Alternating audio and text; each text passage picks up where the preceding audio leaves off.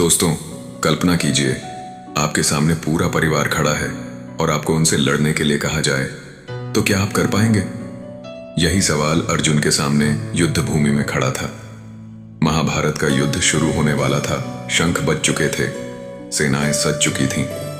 अर्जुन, जो पांडवों के महान धनुर्धर और सबसे बड़े योद्धा थे, अपने सारथी भगवान श्री कृष्ण से कहते हैं, हे माधव, मेरा रथ बीच मैदान में ले चलो ताकि मैं देख सकूं कि मेरे विरुद्ध कौन कौन खड़े हैं। श्री कृष्ण रथ को बीच कुरुक्षेत्र में ले आते हैं और अर्जुन देखते हैं कि सामने उनके अपने ही गुरु द्रोणाचार्य खड़े हैं, जिनसे उन्होंने धनुर्विद्या सीखी थी।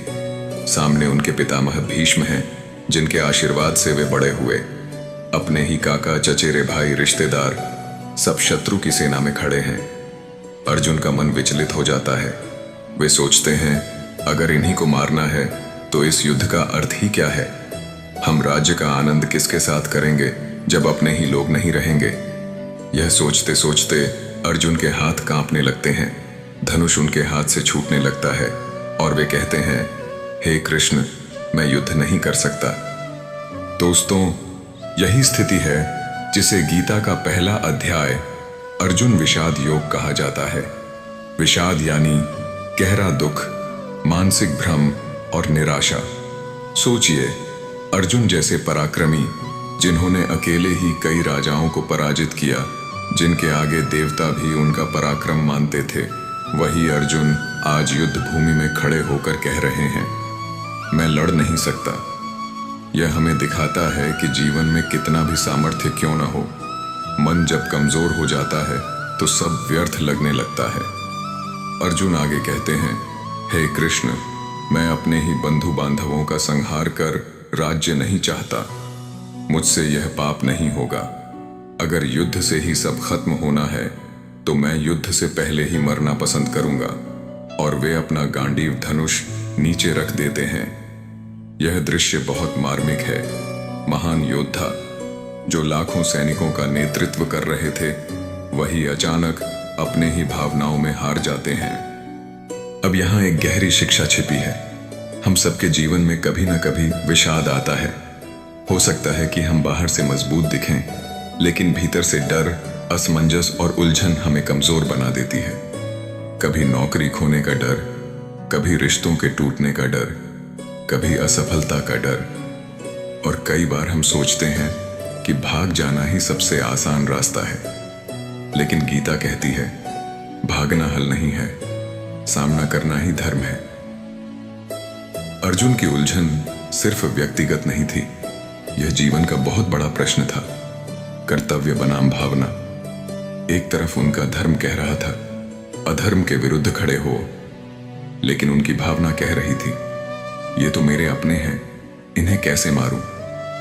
दोस्तों, यही संघर्ष हमारे भीतर भी चलता है। कई बार सही काम करने के लिए हमें अपने ही प्रियजनों के खिलाफ खड़ा होना पड़ता है। उदाहरण के लिए, अगर घर का कोई सदस्य बुरी आदतों में फंस जाए तो उसे रोकना हमारा कर्तव्य है, भले ही वह नाराज हो। यही है धर्म और भावना का टकराव। आप सोचिए, अर्जुन ने जो प्रश्न उठाए वे कितने गहरे हैं। वे कहते हैं, अगर ये सब लोग मर गए तो परिवार नष्ट हो जाएगा। जब परिवार नष्ट होगा तो धर्म नष्ट होगा। जब धर्म नष्ट होगा तो समाज में अधर्म फैल जाएगा, और अधर्म फैलने से पूरी वंश परंपरा नष्ट हो जाएगी। दोस्तों, क्या ये चिंता आज भी सच नहीं है? जब परिवार टूटते हैं तो समाज भी टूटता है। आज के समय में तलाक, झगड़े, रिश्तों का टूटना, ये सब उसी चिंता की गूंज है जिसे अर्जुन ने हजारों साल पहले कहा था। अध्याय 1 हमें सिखाता है कि कोई भी निर्णय केवल भावनाओं के आधार पर नहीं लेना चाहिए। अर्जुन भावुक हो गए और युद्ध छोड़ना चाहते थे, लेकिन जीवन का मार्ग भावनाओं से नहीं बल्कि विवेक और कर्तव्य से तय होता है। और यही कारण है कि भगवान श्री कृष्ण चुपचाप उनकी बात सुनते हैं, क्योंकि जब तक मन खाली नहीं होता तब तक उसमें ज्ञान का बीज बोया नहीं जा सकता। दोस्तों, अगर आप गौर करें तो यह अध्याय सिर्फ महाभारत की कहानी नहीं है, बल्कि हमारे अपने जीवन का प्रतिबिंब है।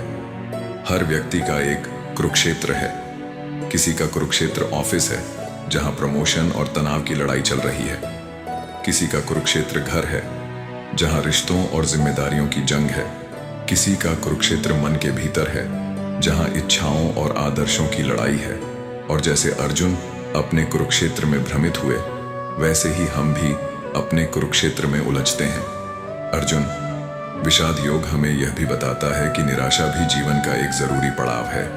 बिना अंधकार देखे कोई प्रकाश की कदर नहीं करता, बिना भूख के भोजन का स्वाद नहीं आता। उसी तरह जब तक हम निराशा का स्वाद नहीं चखते, तब तक ज्ञान और आत्मबोध की महत्ता नहीं समझते। इसीलिए अर्जुन का विषाद गीता की शुरुआत है। सोचिए, अगर अर्जुन भावुक ना होते, यदि उन्होंने तुरंत युद्ध कर लिया होता, तो गीता हमें कभी ना मिलती। भगवान श्री कृष्ण का उपदेश ही ना हुआ होता।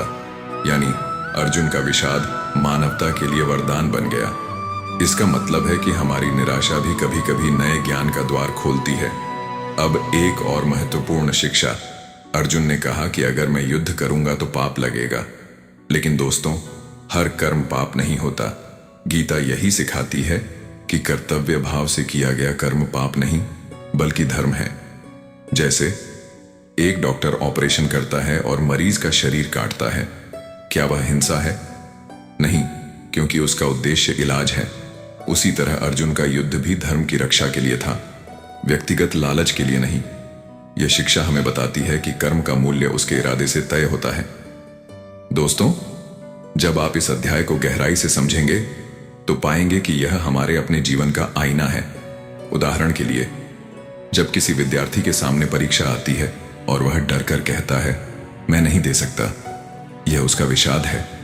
जब किसी बिजनेसमैन को घाटा होता है और वह कहता है, मैं सब छोड़ दूं, यह उसका विषाद है। जब कोई रिश्तों के बोझ से टूटकर कहता है, मैं अब और नहीं जी सकता, यह भी उसका विषाद है।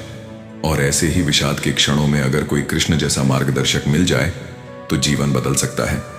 इसीलिए अध्याय 1 हमें यह सिखाता है कि विषाद कमजोरी नहीं है, बल्कि वह एक अवसर है। एक ऐसा अवसर जहां से ज्ञान, जागृति और परिवर्तन की शुरुआत होती है। तो दोस्तों, आज आपने देखा कि गीता का पहला अध्याय केवल निराशा की कहानी नहीं है, बल्कि जीवन की हर उलझन का पहला कदम है। यह हमें सिखाता है कि जब समस्या सामने हो तो भागना नहीं, बल्कि मार्गदर्शन पाना जरूरी है। अगले रविवार को हम गहराई से समझेंगे अध्याय 2 सांख्य योग, जहां से श्री कृष्ण का दिव्य उपदेश शुरू होता है और जहां से जीवन के वास्तविक रहस्य खुलते हैं।